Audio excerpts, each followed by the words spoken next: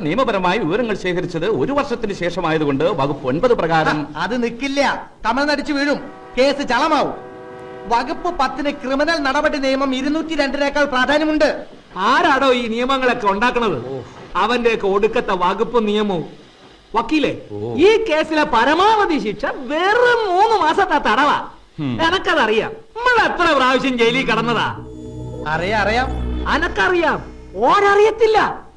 അതുകൊണ്ട് നമ്മൾ മന്ത്രിയായി. ഇപ്പൊ വിദ്യുച്ഛക്തി മന്ത്രിക്ക് വക്കാലത്ത് നാരായണൻകുട്ടിന്റെ ഷോക്ക് ട്രീറ്റ്മെന്റ് എന്ന് പത്രത്തിലെ തലക്കെട്ട്. ആ വഴിക്കൊന്ന് ആലോചിച്ചാലോ സാർ?